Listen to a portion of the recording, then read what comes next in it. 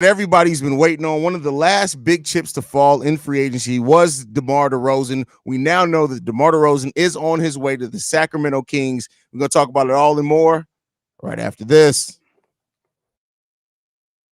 Tuned in to Chicago Bulls Central, your number one place for all Chicago Bulls news and content. I see red, I see red, I see red, I see red, yeah, I see red, I see red, I see red, I see. What's going on, Bulls fans? Welcome to another episode of Chicago Bulls Central and Shy Bulls podcast with them Cognac boys. Fellas, the deal that everybody's been waiting for, one of the last chips to fall, major free agents out there. Miles Bridges also signs earlier today. DeMar DeRozan gets a 3-year, $74 million deal with the Sacramento Kings. This is a 3-team trade with the teams that we've talked about earlier. DeMar DeRozan is going to the Sacramento Kings. Harrison Barnes is going to the San Antonio Spurs, and Chris Duarte and 2 second-round picks and cash going to the Chicago Bulls. The Bulls walk away with Chris Duarte and 2 second-round picks out of this deal. Keep in mind, DeMar DeRozan was an outright free agent. He could have signed anywhere. The Bulls didn't have to be involved. How you guys feeling about this trade? I think it's a good trade. The Bulls got a nice hefty pot up out of it. Not a hefty pot, but they got what they can get out of this pot. They got a nice young guard in Chris Duarte. He a multi-skilled young man. He can shoot it. He can pass it. He can get to the basket.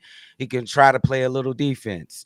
San Antonio got them a veteran to come on and help with that young team that they got going on over there. And DeMar DeRozan, I think, is the winner, if you want to call a winner, because he goes to a very good roster, young and very talented.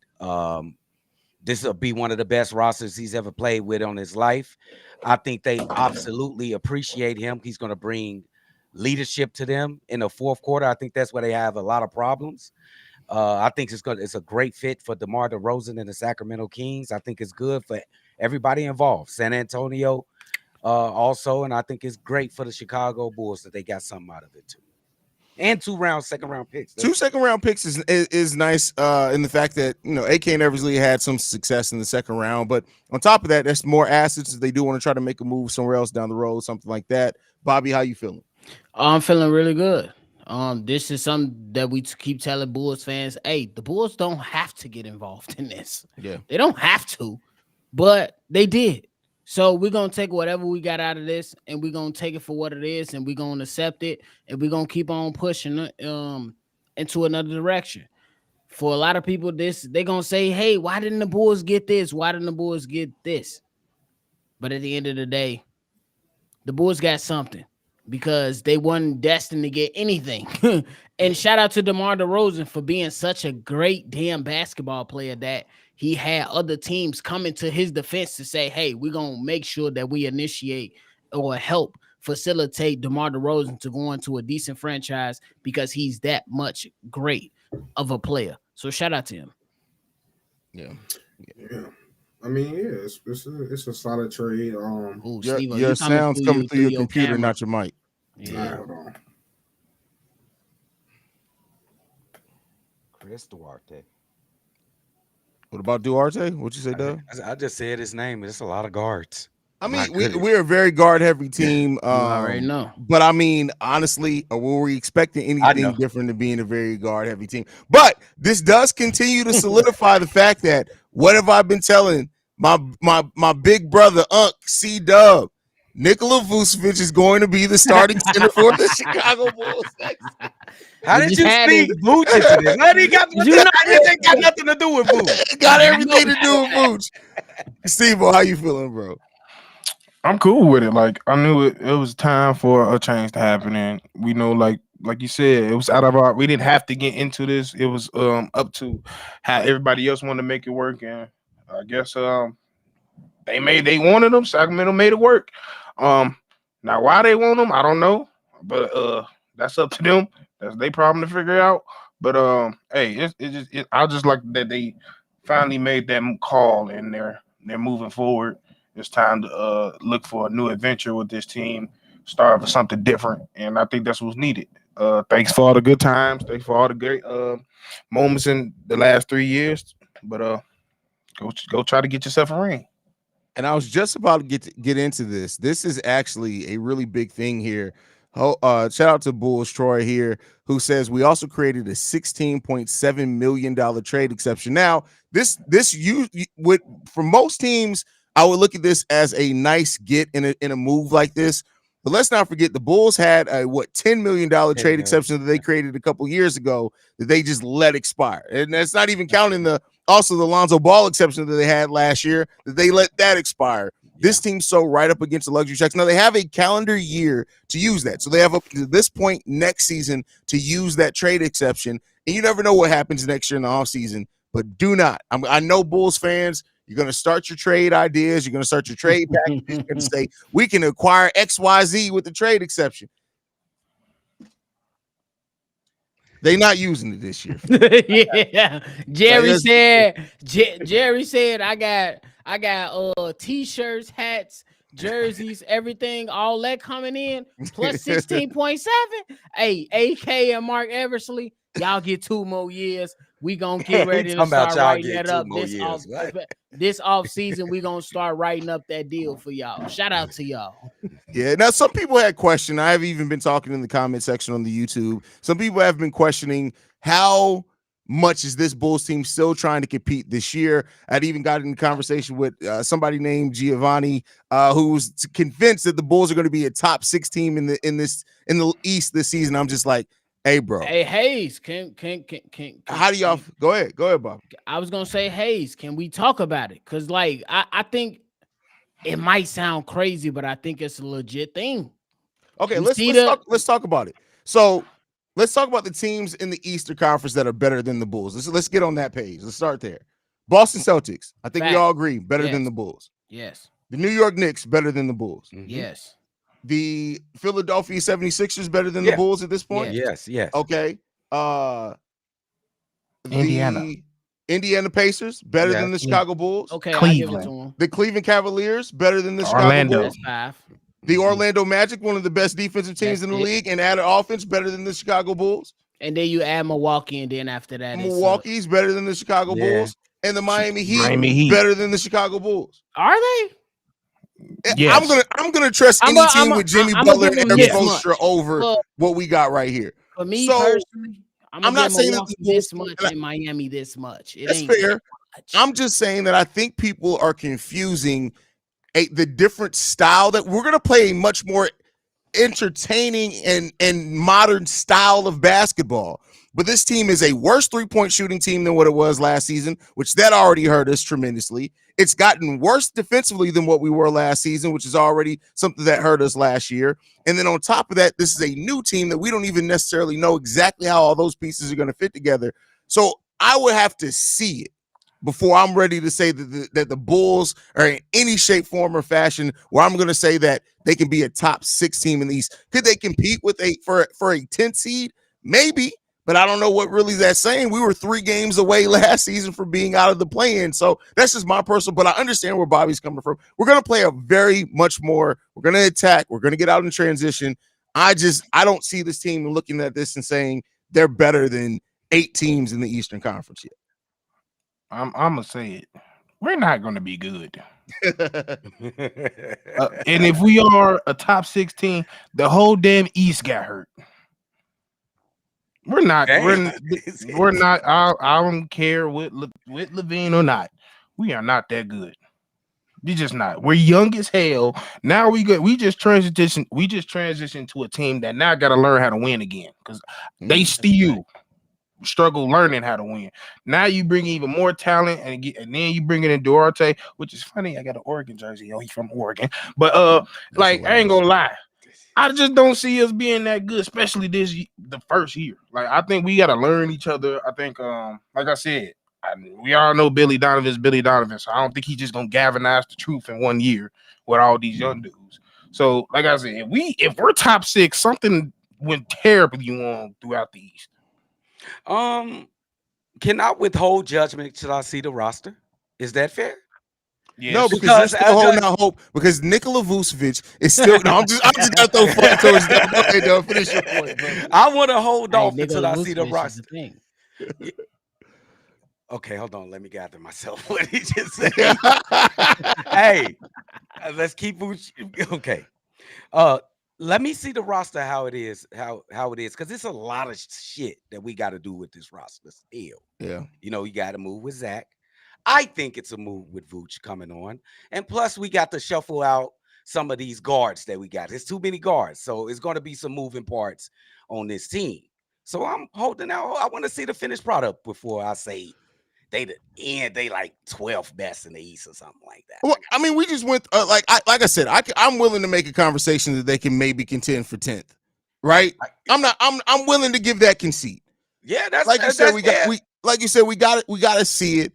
But the thing that I look at and I personally say, like you said, I get looking at this roster and saying it feels like another move may be coming. We already know that the Bulls don't want Zach LaVine on the roster. They can find a spot for him before the start of the season. But I tell you what, I looked at this roster.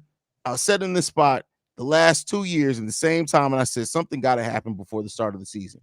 And A.K. Eversley and Billy Donovan looked at me and said, "Hey, shut the fuck up. We literally going to be starting 6'4" people at power forward." So I gotta see it. That's all I'm saying, bro. I'm just saying I gotta see it, man. I say you gotta go into that. I was gonna say you gotta go in for what it is. I mean, this is what they shown us. They shown us that they might make a few moves, but it ain't showing us they gonna transpire or drastically change the entire team. So I'm looking at it for what it is, for what you guys put it out there, and I agree with you, Haize. Number 10, and I would say that's a win. You literally I would say it's the win because you got rid of DeMar, you got rid of Zach, possibly Nikola Vucevic, and you still end up with a chance to make the playoffs. That's a dub for me. And we already know that these guys really don't necessarily want to go into a complete rebuild right now. So you take it for what it is. I think the Bulls are still years away. Just to let y'all know right now. That's a fact. Yeah, they're going to be. But they got some. And the difference is, and this is what I've said before, and you know, in doing the solo episodes, is that the fact is that even if the Bulls win 32 games this year, I just threw that out as a number. I'm not picking that. Like, see, I wait to see what the roster looks like. But if you win 32 games on a roster that's now gone from being an average age of 28 and the 10th oldest roster in the NBA to now the Chicago Bulls are a little over the average age of 25 and they're going to be one of the bottom 10 teams as far as age in the NBA, that's a lot more of a promising proposition that you got 3 players, all that are supposed to be stars and all-stars, and you're struggling to win 39 games. That's what. So it's a plus. If the Bulls take and I just gave a 7-game step back, 7 to 10 games less than what they won, with the way that this roster shape up, that is still a much better proposition and still in a much better place because you're now doing it with players that are 22, 23, 20, right? That type of age, you're doing that and they are going in the right direction. You know, winning 39 games when half of your roster is damn near 30 years old. That's not a good place to be. Terrible. Franchise. So, could we count in the factors that we're going to play a whole Tyler different way? That we don't have people hogging the ball. Yeah. It's going to be a different defense. Would y'all say that Billy Donovan is better coaching with minimum veterans on the team and a lot of young people on the team, like Oklahoma City? It didn't have a lot of veterans on that team. No, I won't say that because they had a really good team when it was an old veteran and Chris Paul there. I think he's better when like you said though, the ball spreads around. The basketball that we saw the Bulls play in December this past year was some of the best basketball that the Bulls have played since Billy Donovan was there. And it's not just because of, I'm not blaming that on DeMar and Zach. Those 2 players were out, but it's because you took the ball dominant players out, and players like Patrick Williams, players like Kobe, players like Ayo Dosunmu. It wasn't like, hey, we need you to take shots now to help the offense. It was like, no, we need you motherfuckers to take shots because you are the offense. Absolutely. And it spreads it around. And that's the type of offense, at least theoretically, we're going to see from this Bulls team more consistently now. And where we were very successful in the win-loss record. Yeah, I think we only lost 5 games in December, something like that. Maybe even not that much. Yeah. So how can we easily dismiss this team as a bottom feeder? I mean, it's with the odds you could say because again, play style, you still have to have talent to compete. And again, I get what you're saying, but it's a different thing when you remove DeMar, when you move Zach, but you got Io, you got Alex Caruso playing great defense. You got Andre Drummond and getting in rhythm. I love the acquisition of Jalen Smith. He's not the on-ball defender or off-ball defender that Andre Drummond is. He's a solid rebounder and he's a solid weak side defender as far as blocking shots, but he's not the one-on-one defender. You got now a rookie in Mattis Bucilis who needs to get – I think that Mattis Bucilis could turn into Franz Wagner plus. That's an over 20 point per game score. That's what I think. But still, he's a rookie. You're going into now a passive Patrick Williams and now saying, all right, this is your first full season. You got to take these shots, bro.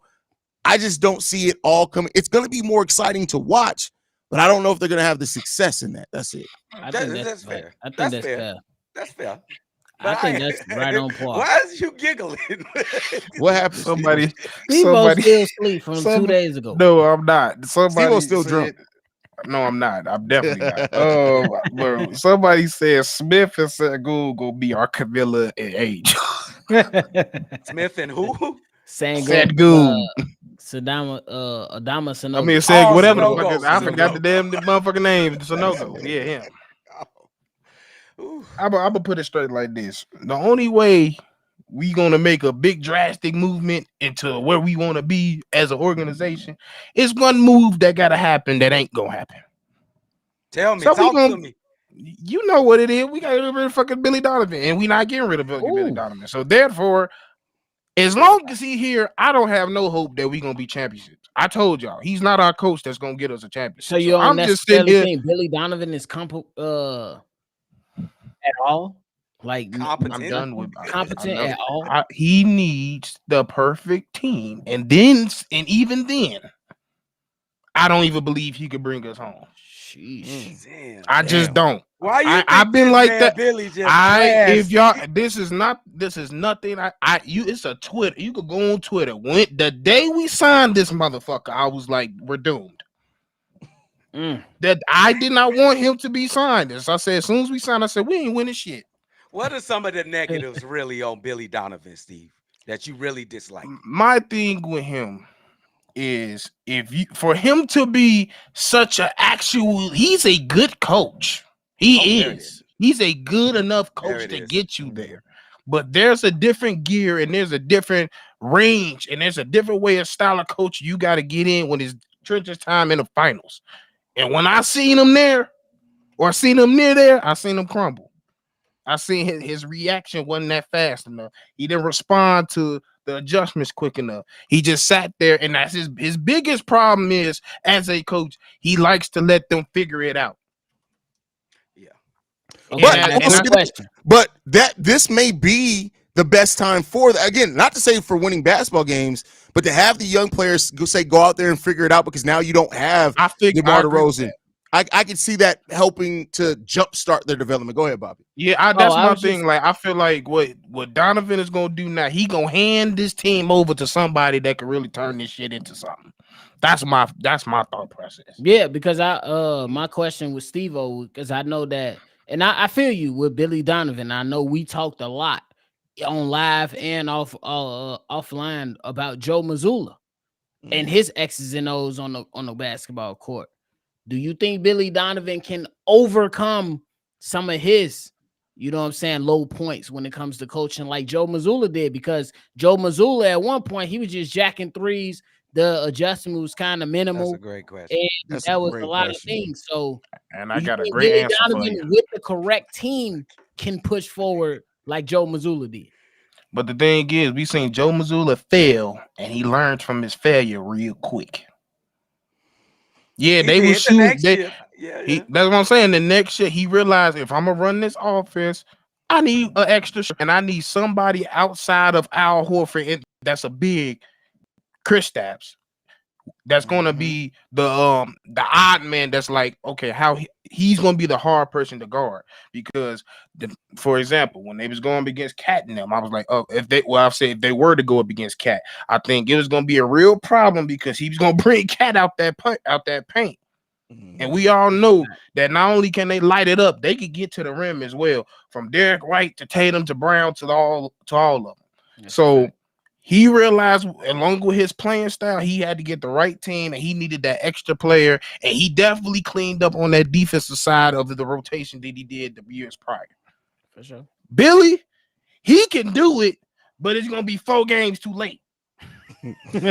Billy's adjustments leave a lot to be desired, and I mean that's just something that you can't watch Billy Donovan objectively and say like this. But this goes all the way back to college. This is something that also the difference is though is that those Florida teams that were successful were so deep that Billy was able to throw a lot of different looks at them. It's different in the NBA.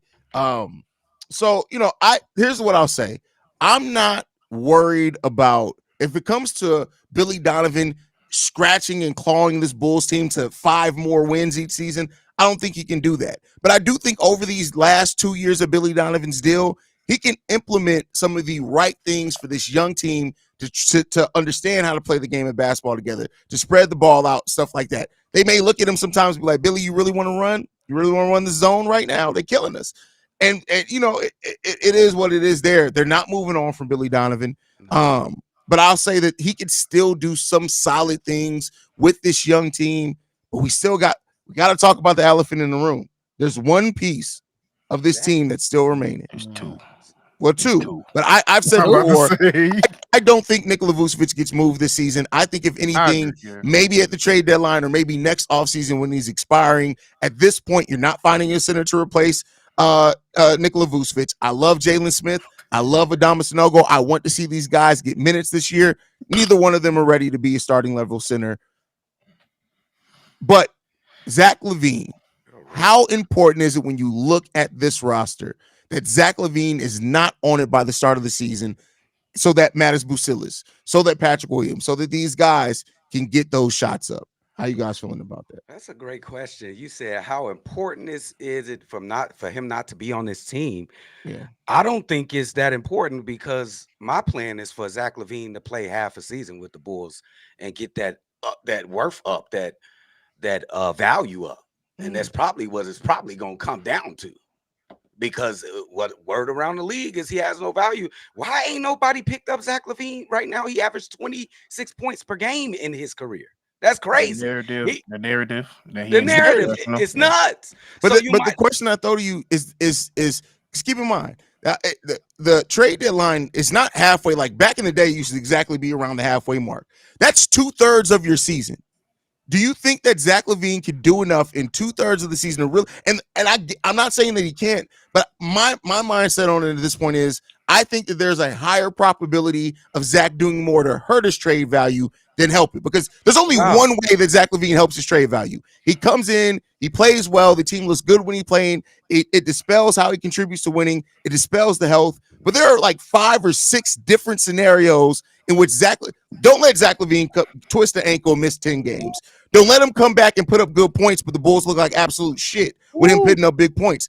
That's gonna hurt him as well. Like I worry that how much can he really increase his value between now and the trade deadline? That's understandable, but at the end, unless you just want to give them away for pennies and Reese's Pieces, that might be your only play at the end of everything.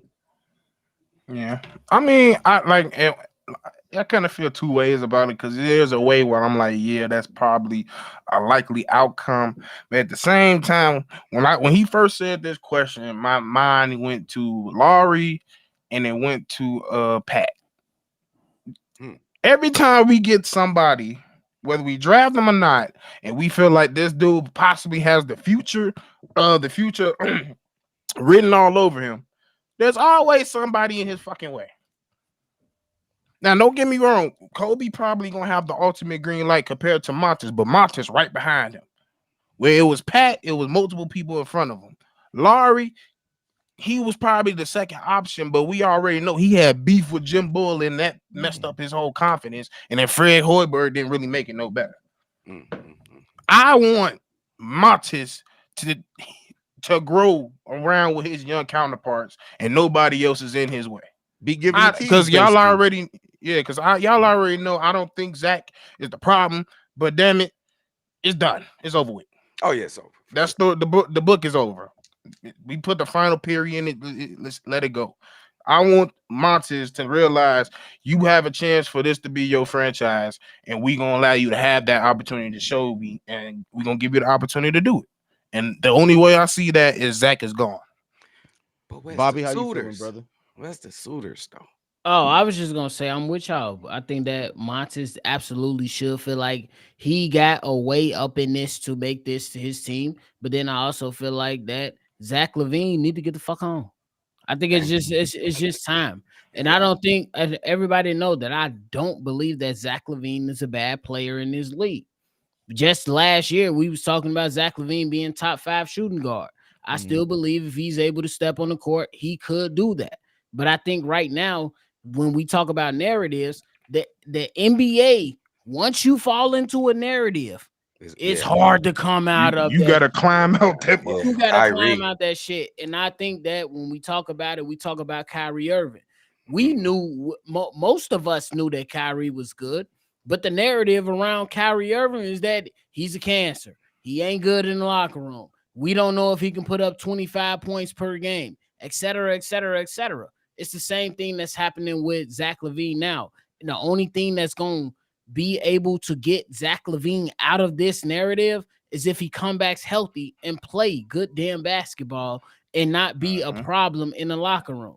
So if there is a chance that Zach LaVine comes back and plays with the Chicago Bulls, he got to be a top-notch soldier. He got to be one of the best. He got to be on the front line. He got to be able to act in a way to get the narrative from the guys that control the narrative, a lot of commentators, to kind of turn the talk to a different stance for what it is for Zach LaVine right now. That's a great point, but I wish he wouldn't have to play to the narrative. But I'm with you on that. it is what it is. You know what I'm saying? That's why I say the suitors, that the teams that can use a Zach LaVine, they're running out. You know what I'm saying? People want Laurie marketing before they want Zach LaVine. That's a fact. So I mean, hey, I would man. want a young 7 footer more than a 29-year-old motherfucker getting hurt too. But he averaged 26. He in his prime. He's But athletic. that's the thing, though. It's not just. But we know. I don't think anybody doubts that Zach LaVine can score. But you doubt his defense hugely. IQ. You doubt his basketball IQ, decision making down the stretch. Like, let's keep in mind, we called it the Zach LaVine special. How many fourth quarters have we seen Zach LaVine turn over the ball by dribbling off his foot? He's horrible in the fourth A quarter. lot. We But can't you're even not- name a fourth quarter to where Zach LaVine really went off in the last year. And The a half. Pistons. I don't- That's it. The 50-point game in which we lost. It 4 years before that in Charlotte. But with that said, I think that it's proven that he's not that type of player. But Zach LaVine as your third option on your team, I mean, yeah. please. Any team should want to get that for their team. The third option, your third best defender guarding Zach LaVine. But that's the thing, Dub, is that I think what the teams would have to give up. Like, I think if Zach LaVine was a free agent right now, he'd be signed.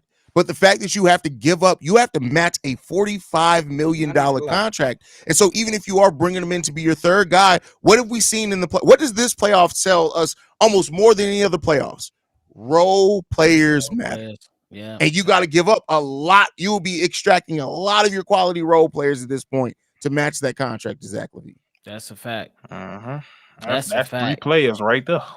Zach is in a tough spot, for real. If we're keeping it a bean, Zach LaVine is in a tough spot, especially if you want to lead the Chicago Bulls, because it ain't much.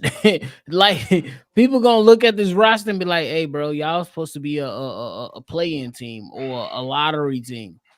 If I see the only situation if Zach LaVine comes back to this team to where he's getting good recognition is if this team is exceeding all expectations. You gotta, bro. You can't be at where everybody expects you to be. You have to exceed expectations. Yeah. Unless the Chicago Bulls are just gonna take a shitty ass deal. That's how I look at it. I'm about to say, you damn near had to do what DeMar did, because DeMar was about to be painted in the same light before he came here. And that's the problem. Right. That's the problem. Because DeMar DeRozan, because I was just gonna say, because DeMar DeRozan, at least right now, you got the Bulls trying to look out for him, and it's being reported and rumored that the Spurs are trying to look out for him as well. and help him out with facilitating his trade and stuff. And that's just what it is. You are such a professional at these old organizations that they're gonna say, damn, man, we don't want to see DeMar DeRozan out here like that. We're gonna help him out. What organization stepping up for Zach LaVine? None. Minnesota? Not right now. I was just about to say, he already been Minnesota. This motherfucker been to 3 teams by now. He's 34 years old. It's gonna be interesting to see what the Bulls do with Zach LaVine. They've now moved off DeMar DeRozan. He's the first now official member of the former core three for the Chicago Bulls to no longer be on this team. We still got Zach, we still got Vooch here. But let's pivot this back to DeMar DeRozan for a second. Yeah, because while we understand it was time to move on, he turned down a 2-year, $80 million deal that gave, like, had he signed that contract extension, keep in mind, the Bulls probably wouldn't be going into this rebuild right now. If he would have signed that contract extension when the Bulls offered it to him, they would have been trying to find pieces to keep this thing together. But let's talk about DeMar DeRozan's time here in Chicago. How will you guys remember Zach LaVine? DeMar DeRozan's time in Chicago. Go ahead, nephew. Oh, I was gonna say, hey, he keep it above with you. He's everything we wanted Zach LaVine to be. Everything. That's perfect. The leader of the team. That's perfect. The guy to take the last few shots within the last few minutes of the game. The guy that rallied people to go ahead and go against the opposing team we know they better than. DeMar DeRozan has not been perfect. But you can say that again. When there was a minute left on the clock and you need a bucket, DeMar DeRozan was the man. When we looked at Zach LaVine last year and DeMar DeRozan was out of there, Zach LaVine didn't know what the fuck to do with the ball. We needed a 3. He stepped in the line and took a 2. Oh my goodness. DeMar DeRozan put on and gave us so many moments. I got to show him nothing but love. Even though it didn't always make sense to what we believe the team, how they were supposed to play, he's everything we wanted Zach LaVine to be. A guy that leads the team, take the young guys under their arm, and win some damn games and hit some tough baskets because we know Zach LaVine was talented as hell. But it's a difference, y'all. You can have all the talent in the world. But up here, matters more and it gets you over the hump more often. That's why Michael Jordan is the GOAT. I don't know. Random as hell. But y'all know why. Okay. Random as hell, but y'all know. I ain't gonna sit here and say I wanted Zach to be like DeMar, because that'd be a fucking lie, because I didn't. But my thing with DeMar was, to me, once I saw him in Toronto, I knew who he was. And that was going to be a player that's just very difficult to win a championship with. And at the end of the day, that's what I want. So, yeah, it was nice seeing him get buckets. It was nice seeing those ISO moments. It was nice with the game winners. But all that was nice. But I could give a fuck less. I ain't going to lie to you. Fucking Scrooge over here. Damn Scrooge. Hey, man, I don't care. I don't care about almost. The Bulls could win a title and see if we're gonna be like, I'm not gonna acknowledge it unless you do it again. We'll literally how you gonna say that? And I just said we didn't win a championship. Steve will literally be like, anybody can win one motherfucking title. What's the next one at? Like, that's Steve-O for sure. Like I said, I'm not finna be half-assed for moments. We get moments every day watching. I feel you. Okay. I'm appreciative. Like, you made it a little bit entertaining, but at the end of the day, I was getting sick and tired of watching 2006 ass basketball in 2024. I really was. It was fucking irritating to watch. Hey, bro. DeMar DeRozan, I always said he was a catch-22 basketball player for me because you love him and you hate him.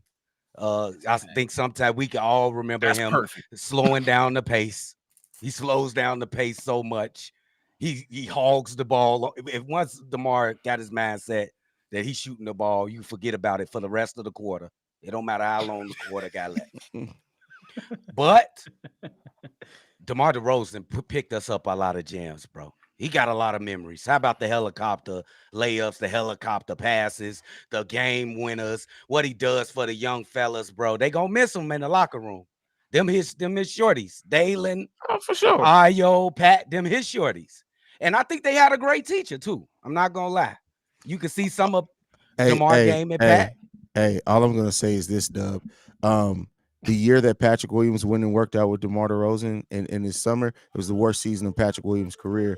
The year that Ayo Dosunmu worked out in the summer with DeMar DeRozan, it was the worst year of his career. The year that Kobe White started off his summer working with DeMar DeRozan, he scored 8.9 points off the bench. Both Kobe and Ayo best seasons came in a year where they said, I don't have time to go work with DeMar DeRozan. Dribble too much. Yeah, he wasn't even in the damn league. Why you guys always gotta go to the because it's a fact. It's a fact. Like at the end of it, bro, be professionals, bro. So let me ask you this, C-Dub. If you came to Haize's podcasting camp, in the year that you came out of my camp, you couldn't form 3 words together, and people was like, this nigga got to get off a microphone. Then the 1 year you decide to stay at home and work on your craft your damn self. You come see Bobby. We think we gonna get Haize the credit. You win a podcasting of the year award. Are you gonna say I was a good mentor? Why y'all attacking DeMar? How is that attacking? That's a fact. All of y'all should be ashamed of y'allself, bro. No. I got nothing but praise for DeMar. I'm just saying I'm only attacking the people that say DeMar had to be around for mentorship. Listen, the relationship that he has with DeMar, with Dalen, the relationship that he has with Pat, they can still pick up a phone and call him. Absolutely. It was not worth $40 million for that mentorship when the players that you have mentored, best seasons came after they didn't work with your ass. I'm just attacking the mentorship part. Can I make an argument? Go ahead, Bobby. He was showing them how to be because I got nothing but praise for DeMar after that. My only thing is attacking the mentorship part. But go ahead, Bobby. I was gonna say this. What if it was just we gotta flush out all the bullshit just so you can relearn the new shit and get better? Hey, we sat up. Hey, y'all know how we keep it a buck and we keep it real. My man's Haize said, "Hey, Bobby, C-Dub, Steve-O, Big Kev, we gotta post videos like this. We gotta do shit like this." I ain't look at the analytics. I keep it a bean. But what if the analytics wasn't good initially? But if we stay consistent and we said, hey, Haize said do it like this, or Pat said do it like this, and that shit started to take off after we flush out the bad stuff. Sometimes you got to flush out the bad stuff so you can see that elevation. That's all I'm saying. And part of flushing out the bad stuff is DeMar DeRozan's contract. That's all I'm saying. No, but I agree. But like I said, the only thing is the people who say, well, we have to keep DeMar for mentorship. I just don't agree with that. That's not me. No, I'm not saying that's you either, Dub. I'm just saying for those people. But as far as to answer the question that I presented you guys, DeMar DeRozan he had probably one of the best 3-year stretches statistically that we've ever, and big shot wise, that we've seen in the last 20 years, probably for Chicago Bulls fans. Period. And I will never take that away from DeMar DeRozan. The back-to-back game winners. How many fourth quarters were the Bulls either down by 4, down by 5, and it came down to ain't nobody else. Zach was dribbling the ball off his foot. Patrick Williams didn't want to shoot the goddamn ball. Lonzo Ball was on the sideline getting dead people's cartilage put in his knee, and it was DeMar DeRozan who was the one out there on the court. Vooch couldn't guard. Vooch in the pick and roll was like, which way do I go? Which way do I go? Which way do I go? I knew people saw that. But it was DeMar DeRozan, and he broke Wilt Chamberlain records in a Bulls uniform. For that, I will never forget what he did for the Chicago Bulls. But it's time to move on. Oh, yeah. I can't argue with nothing. Look, we can talk about the impact and what we believe was good as a mentorship. We ain't never gonna forget him. But you fucking right. It's time to move on from all of these guys. Vooch, DeMar, and Zach. That's a fact. I ain't gonna lie. Marco Bellinelli gave us a lot of great moments. You bogus. Listen, bro. But he didn't give us DeMar moments. Now, I will say this: what Marco Bellinelli gave us was that glimpse. So, what was the one thing we kept talking about during Derrick Rose's career? What if he had that 2 guard next to him? Damn shooting guard. What if he had that 2 guard next to him? What? And he went out and got him, and Derrick Rose didn't get to play a single game with that motherfucker. Yeah, Rip. You talking about Rip Hamilton, right? No, I'm talking about Marco Bellinelli. No, you thought he got hurt. He got hurt with Marco. You ain't get a good Jimmy Butler with you or nothing. Yeah, but yeah, like I said, I gotta give tons of credit for what Debo is able to do, and then especially as Debo, everybody in the arena and they dead mama knew exactly what DeMar DeRozan was going to do every play, the exact spot he wanted to get to, and nobody could stop this motherfucker except Asur Thompson. Asur Thompson. He clamped his ass down. It's like they told Asur Thompson that whole week, don't do nothing but watch DeMar DeRozan tape, because that motherfucker. Hey, that's some of the best defense I've ever seen played on DeMar DeRozan was Asur Thompson. But other than Asur Thompson, everybody knew exactly where DeMar wanted to go, and he was Debo. Stop me, and they couldn't stop him. Couldn't, not at all. You know what I think it is about him? I think we see like so much of the Kobe discipleship that sometimes we think this motherfucker actually Kobe, and he ain't. Dang, I don't think he Kobe, bro. No, because it's not even that. It's a lot of Kobe disciples. Like, if you really think about it, like if you think about all the Kobe disciples, they think their mentorship and they're talking. DeMar don't know ball like Kobe did. I've listened to countless of them.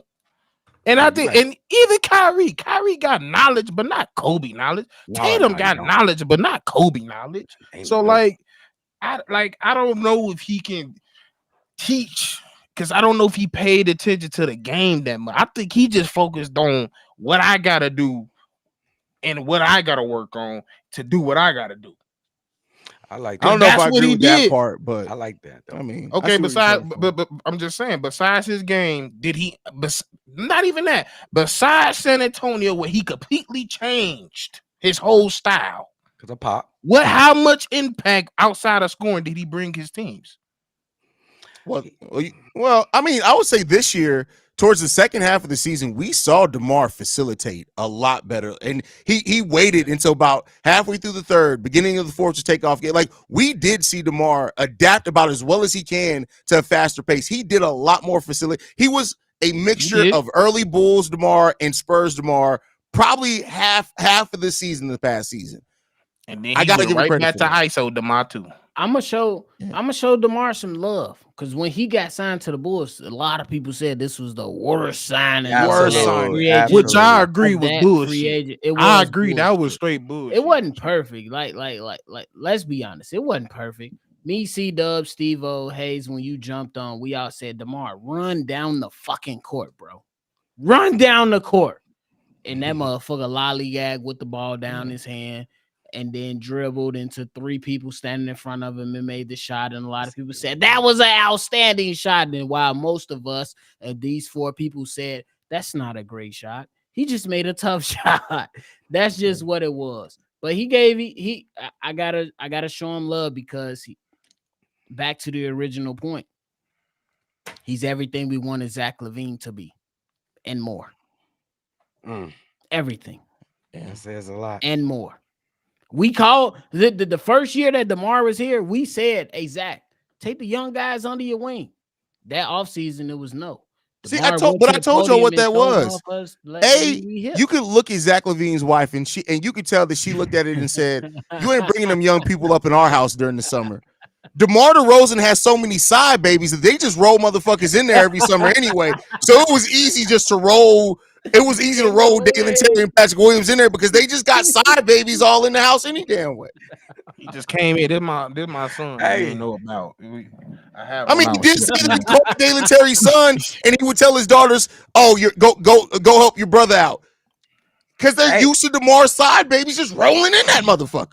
Hey, this ain't a good segue, but we gonna miss Dior, bro. We gonna miss Dior, bro. She a legend, bro. Oh, my mama. If anybody, I'm mad she fucking go. I'm mad she leaving, bro. She is a GOAT in Chicago, bro. She never got to pay in Chuck E. Cheese, ever, if she comes to Chuck. Oh, my mama. She get into the play pit for free. Yo, man, get a pass to Sky Zone. For the Sky Zone, Jump America. We got two super chats, y'all, before we get out of here.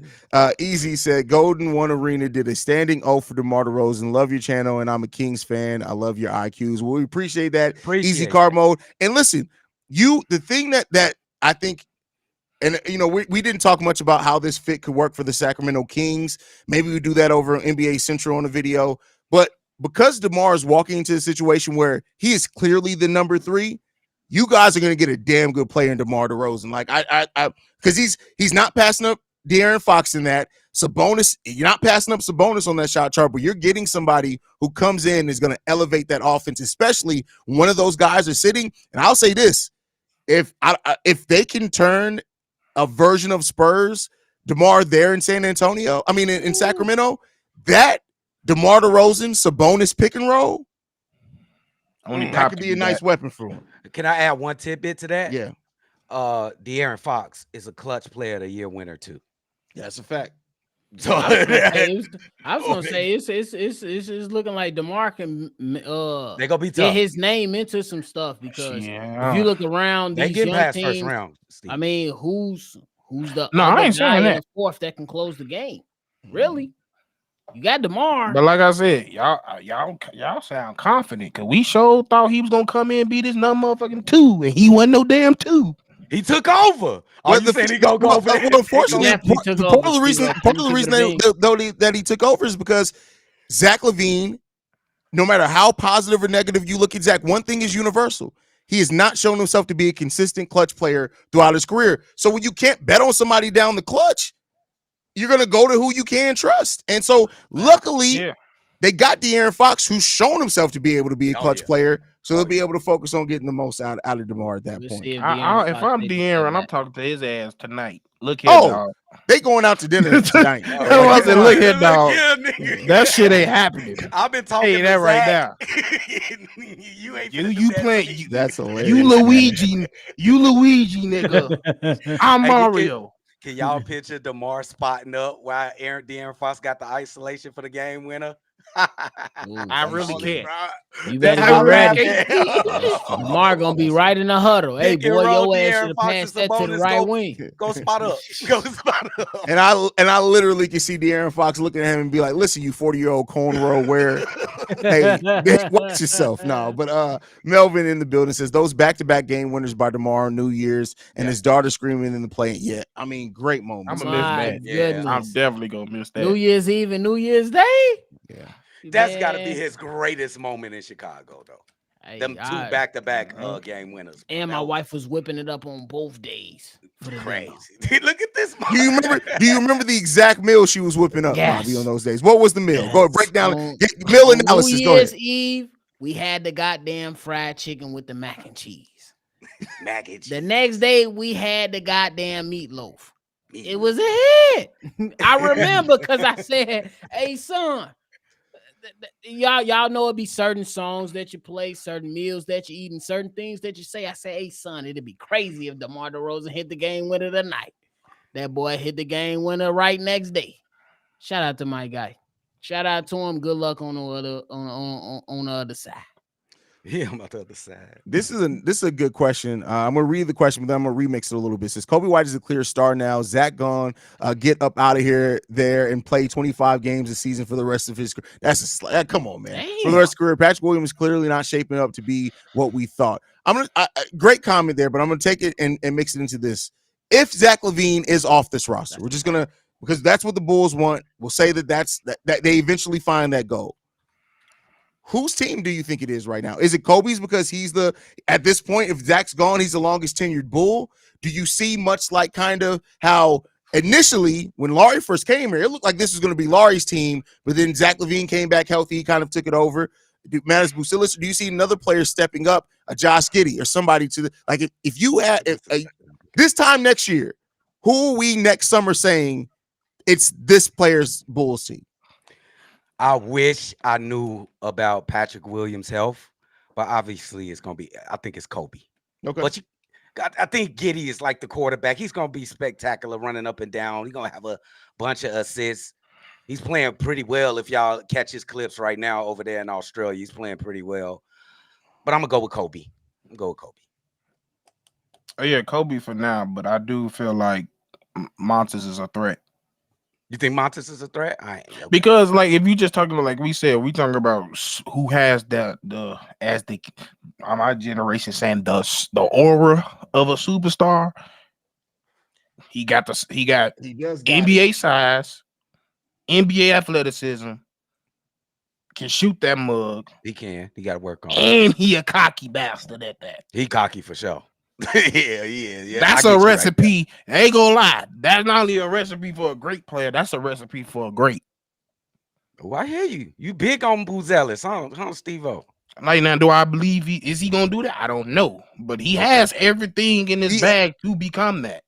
I agree with Steve-O. He has the mental makeup. He has the modern style game. As long as that 3-point shot comes along, and he has to find his way to be a serviceable defender. I don't know if Mattis Buzelis is ever going to be a lockdown defender, but he needs to find his way to be a serviceable defender. But you got to look at, he already has everything else: passing, mid-range shot, finishing around the rim, the ability to create separation in the mid-range. That floater is nasty. In transition, nasty. The block shots as a rim protector at the small forward or power forward, nasty potential there. And then, but it's just that he has to back up the aura around him with the on-court progression. And if he can do that, I'm not saying he's going to be a superstar in this league, but Buzelis is definitely the type of guy that you look at and say, hey, we got us one, if he develops and rounds out. So, yeah. Oh, I agree with y'all 100%. Yeah, but it's Kobe too. I think Steve-O said it perfectly. I think Kobe right now is the guy. I think Ayo Dosunmu gonna have a little, even though if he might not be the lead guy, I think that Ayo Dosunmu is definitely gonna be one of the veteran leaders in the locker room. Ayo, bro. Simply because how he was up in people's face. Hey, DeMar, chill. We don't need that. Yeah, he's been doing that since his rookie year. We don't need that tech right now. So I think that Kobe and Ayo gonna be those two guys, but I think that Buzelis really has a opportunity in front of him. It's the same thing that we seen with Ant Edwards. And I'm not saying that he gonna have the mentality of Ant Edwards, but we seen Ant Edwards come into a situation. He allowed those guys that was there for a minute and then said, "Fuck that! I'm taking the bull by the horns." And Buzelis got that opportunity right in front of him. You got all the talent in the world. You just gotta take it. So take it. That's what I say. Take it. Somebody said he need a parking spot outside of a Golden Corral. That's crazy, bro. That's crazy. But I mean, Buzelis has. That's why, like, the players that I had in my draft: Tajon Saloon, Mattis Buzelis, and Khalil Ware. Saloon was one of the people that the Bulls look at a lot. Oh yeah, I love Saloon in this draft. But those are the three players that I said to myself, and you could go watch the videos. I said it in like 4 different ones. That if you could walk away with one of those 3 players, you've done something for your franchise. And there was so much question on if Buzelis was even going to drop at 11. Love that you have him here. I will say this: I do want some type of veteran mentorship for Buzelis there. That's why I did love the idea of the Bulls going out and getting some veterans and things like that. But ultimately, like, Buzelis, I said it on today's mailbag episode, as a matter of fact, out of Josh Giddy and Buzelis, one of those guys, if not both of them, have to hit for this rebuild to work. And I don't mean that they have to necessarily turn into superstars, but they got to turn into players that you look at their position and say, we don't have to worry about the position that Buzelis or the position that Giddy's playing for the next 5 years because they've developed that much. You got to get to that point. It's hugely important in this rebuild that one of those two guys, ideally both, get to that point if this thing is going to be successful. Let me ask you a question about Giddy. You said, is you putting a number on that, or what are you looking for from Giddy? Because he's going to give you 17, 8, and 8. He did that every year he's played in the NBA, basically. So what are you looking for? Are you looking for more from Giddy? What are you looking for Giddy? No, I think that he needs to do the 17, 6, and 6 and be that consistently, night in and night out, because he doesn't have a Shai Gilgeous-Alexander getting his way of the point guard duties in that case. But on top of that, I don't need Josh Giddy to turn into some amazing 3-point shooter. But I do need Josh Giddy to turn into consistently a 33 to 35% 3-point shooter. With his game, his ability to get to the mid-range, his playmaking, keep in mind, I broke it down on the show before.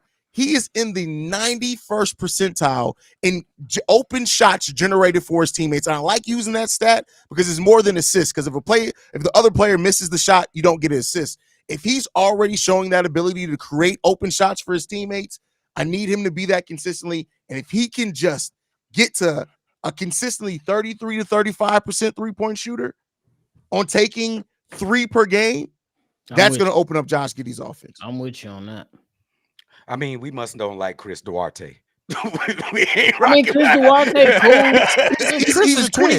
He's 27 years old on an expiring contract. He's not part of this Bulls team future. And he looks too much like Denzel Valentine. I don't even really want the motherfucker on the roster. The fact that I can look on the roster and still see the bald-headed hoe, and then I can squint a little bit and be like, is that fucking Denzel Valentine? That's catfish for y'all don't know. Catfish. I don't need that, bro. I don't need that on my life, man. Yeah, for Chris Duarte, I was like, it is what it is. I'm just happy the Bulls got the picks back. And then they looked out for DeMar. Like, I can't be mad at the organization trying to get a little bit of a positive reputation in this league, because right now you already know Rich Paul handling, and he doing what he doing. This other agents, they got clout. These agents got clout now more than ever in the NBA. So you got to be able to make sure that these players are taken care of. Otherwise, you might be missing out. Can I ask a SOV question? Just one before we get off. A what? A shit on Vooch. A shit on Vooch question before we get off. Can I ask it? You see how the team is turning up. We losing up all these veterans. You look at a team photo. You look at the team.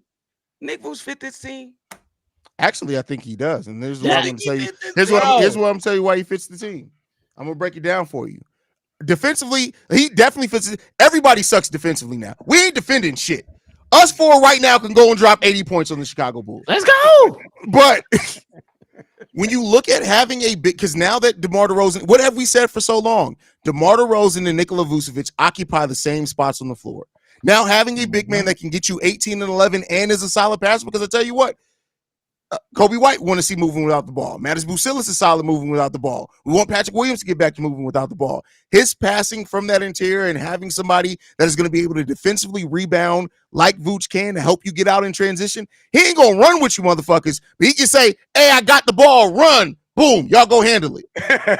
You know he ain't running. That's pretty much what I said early on today's episode on Shy Bulls. Like Vooch, schematically, if you take the feelings out, he fits. Yeah. Like, it ain't gonna be the greatest thing ever when he sticks defense or anything like that. But offensively, what he can give you with space in the floor and occupying the space in the paint and be able to give you rebounds and second chance points, he's gonna fit into that. But on the flip side of that, you say Chicago Bulls, we need to turn the page. So that was my only thing. I feel like the Bulls need to turn the page, let him go. But if we keeping it a buck and saying real shit, like we always do, Vooch fits with the young guys. It's just that we need to turn the page. That's how I look at it. Man, and all I'll say is this: if for anybody, and I'm gonna let y'all go and do it yourself, so you can go actually do some research, because some of y'all just typing lazy shit against Vooch. Go and look at in Bulls wins how impactful Vooch was. Go look at his stats in Bulls wins. I think Vooch averaged like 19 and 11 and a half. That's every game. That's what he gonna average though, Drip. But in high efficiency, bro. No, you go look at it in losses, bro. We're talking about Vooch going 3 of 11 consistently in losses. Vooch does help the Chicago Bulls team win. The agenda that my boy C-Dub has against, I can't wait to open it. Listen, every game that Nikola Vucevic is still the starting center, I'm just gonna hop in the live call and be, hey Dub, that's another one. Hey Haize, I think it's like a 70% chance that Vooch is on this roster at the start of the season. Okay, we can move on. I don't want to talk about you brought it up. You brought it up. That's your fault. I think it's at 70%. I said SOV. Shit on Vooch. You praising them. Y'all praising He's not that bad. It's just that we think it's time for it. And even the defense, people got to realize too, the defense, Nicholas, don't look, on ball, Vooch is a solid defender. Pick and roll, switching, he's absolutely terrible. Go and look up the numbers, Dub. On ball, he's a good defender. Everything else, which, again, off ball is becoming more and more the thing. I'm not saying it like, hey, Nikola Vucevic is actually a good defender. I'm just saying he's a serviceable on-ball defender. You put him in pick and rolls, you ask him to switch, you ask him to breathe a little bit too much, it's barbecue chicken. That's a fact. But like I said, overall, this team seems to be doubling down on offense, because we ain't defending the goddamn thing this season, bro. Oh, my goodness. I agree with 15 games, bro. 15. I think they'll be fine, though. And if they did, I don't give a fuck. Because I'm about to say, I don't care. The top 5 players in this draft, if you got a top 10 pick in this draft, Say it again. it's worth it, bro. It's worth it. Say it again. That's what I'm saying. We've been too used to being ass with older. Do y'all know how annoying that is? You got talent and you can see the vision, but every time that vision just get worse and worse, blurrier. It's a way different than getting your ass whooped every day because you're young. Yeah. That's a legitimate excuse. Your ass being 34 can't lead us to no damn playoffs. Ain't no excuse no more. Yeah.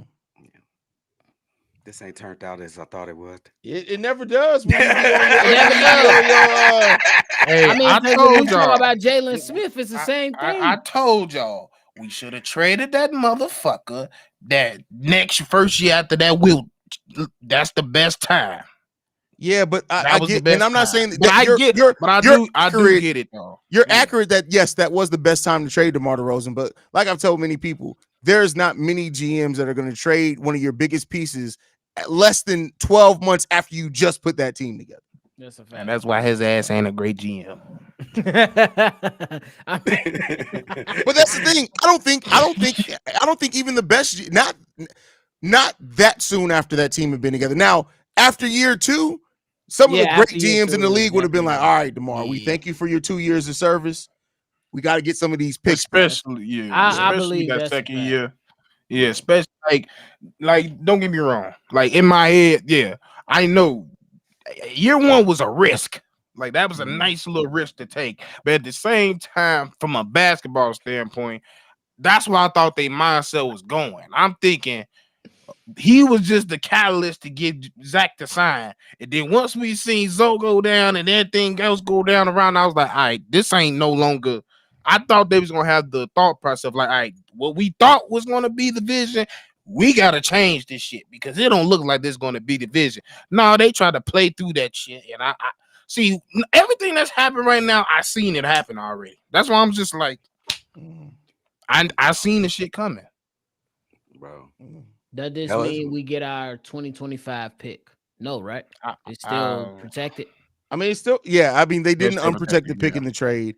To recap before we leave, for those that are heading on, the Chicago Bulls signed and traded DeMar DeRozan to the Sacramento Kings in a 3-team deal. The Kings get DeMar DeRozan.